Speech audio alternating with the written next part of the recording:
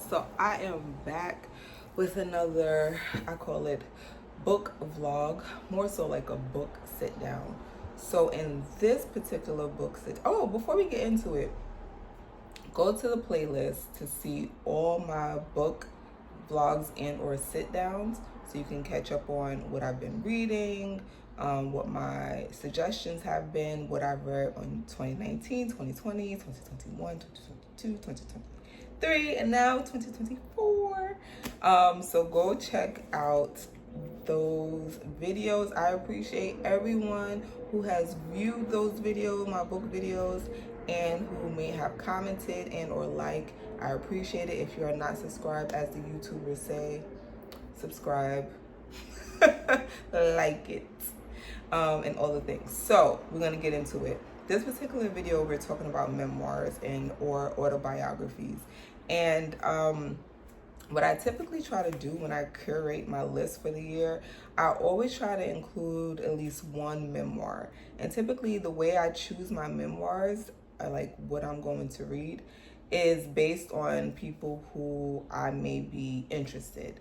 I mainly read memoirs that are about Black politicians and or celebrities that I am interested in, or even Black entrepreneurs, or any Black folk that are in the arts or anything like that. So typically it's people that I'm very much so interested in.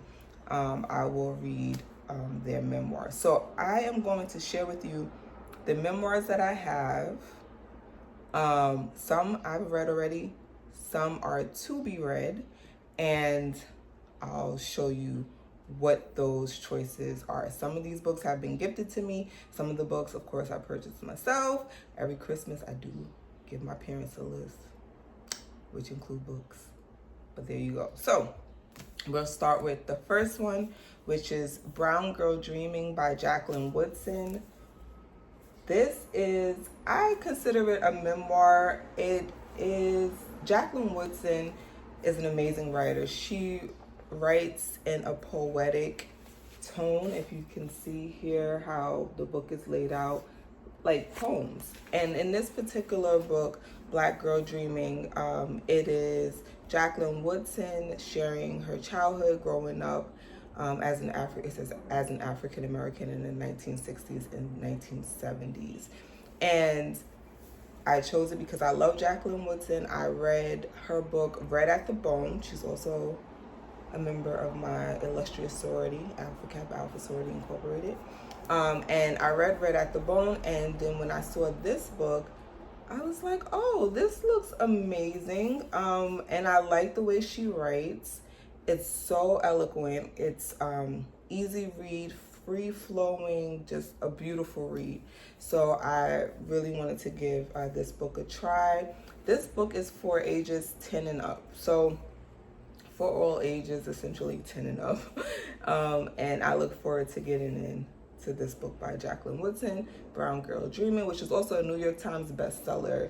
And it's a memoir of some sort, right? Also, I have Dapper Dan, Made in Harlem, a memoir. So Dapper Dan, for those of you who don't know, Dapper Dan is an amazing stylist, fashion icon. He is the reason for a lot of the outfits that you may have seen in the 80s and 90s, with Gucci being reconstructed or Louis Vuitton reconstructed type of outfits, mainly like in the 80s you'll see that. So I'm interested in Dapper Dan's story. I believe he's still in Harlem. He still lives in Harlem, but he's the reason for a lot of like the rappers, even some of the street, as they say, street guys, whatever that means.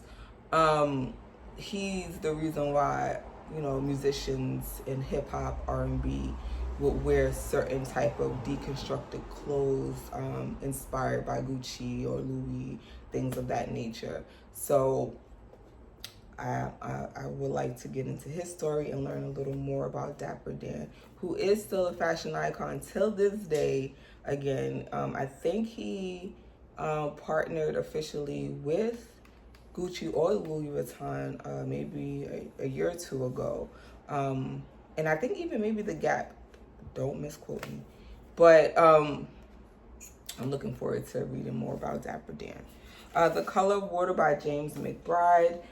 What caught my eye about this, so James McBride also writes, fiction and other types of books and what have you. But I was interested in this because James McBride grew up in Red Hook projects. My mom grew up in Red Hook projects as well back in the day. And so he talks about his mom, who's a Jewish woman, and his dad, a black man, and they I think he has a lot of brothers and sisters, a lot of them.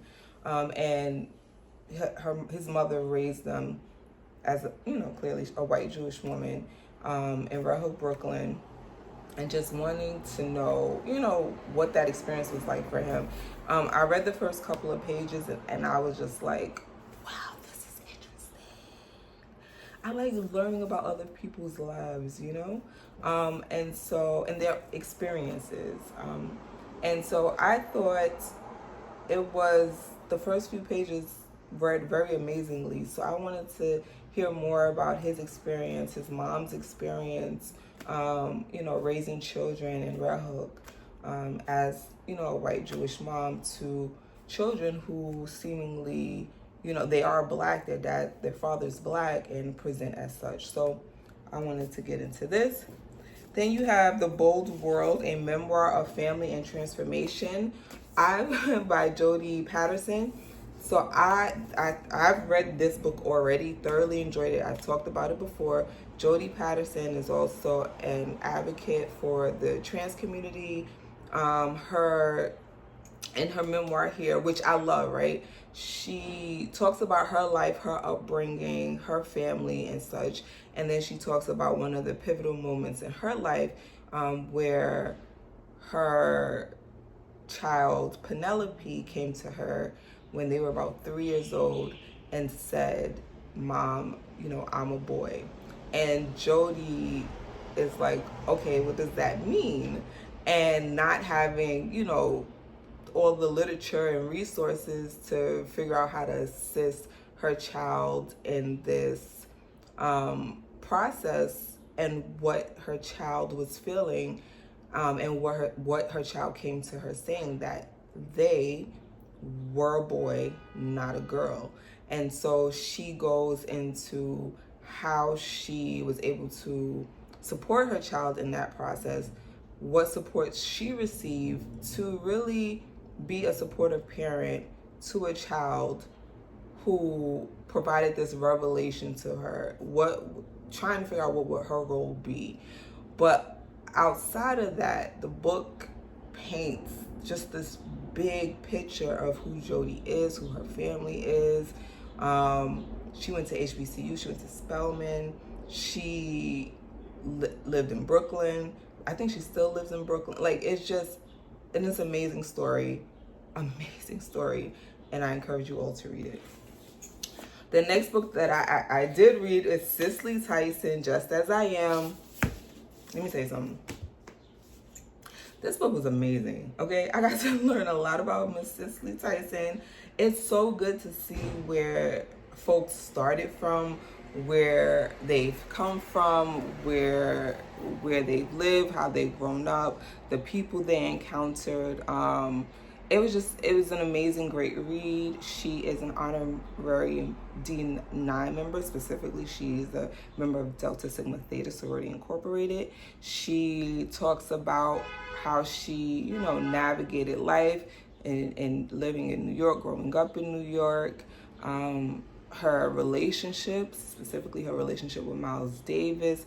It's just an amazing read. And because of her book, because she mentioned Miss Diane Carroll and Mr. Sidney Poitier, but because of Cicely Tyson's Just As I Am, I said, Miss Tyson, I'm going to have to read The Legs Are the Last to Go by Miss Diane Carroll, okay? I'm almost finished this. I'm like a couple of pages away from finishing. Let me tell you, what really brought me here was the fact that I learned in Miss Cicely Tyson book that Miss Diane Carroll and Mr. Sidney Poitier had a long-term affair with one another, and they were supposed to leave their spouses. Miss Diane Carroll left hers. Mr. Poitier did not. So I was like, I gotta get into the tea. And of course, Miss Tyson is like, this is not a secret. Diane talks about it in her own memoir. So you can head over there and read that. So that's what I did. So informative. I love Diane Carroll. I love Cicely Tyson too. Diane Carroll is so informative. All the things you think about characters she played and who she is, bougie. Great storytelling, great information about all the things. What I find very fascinating is how many politicians and celebrities spin off from Harlem. A lot of them lived in the same area in Harlem, I think Riverside Drive over there. It's amazing how they're all connected and intertwined, and that's what I'm seeing in all the books that I read, from Cicely Tyson's memoir to Diane Carroll's memoir to, we'll get into Mayor Dinkins' memoir, like how interconnected that particular community of Black folks were in Harlem and politics, and they're all it's fascinating. So that's why I highly recommend, like, if you're reading Cicely, you're reading Diane Carroll's memoir, you're reading we didn't get to it yet, Mayor Dinkins. All of it is just like mashed up and intertwined. I read Becoming by Michelle Obama. This was a great read as well. I read this a couple years ago. It was good. I enjoyed hearing Michelle Obama's perspective about being the first lady, her husband being the president, her upbringing in Chicago, her relationships with her family. Great read. Now, Barack Obama, A Promised Land. I have yet to read this one yet. It will be on the list. I will read it.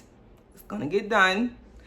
I had it for a long time, and I need to really read Mr. Forever President. I need to read his memoir. So I'm looking forward to reading A Promised Land. This book was written after he completed office.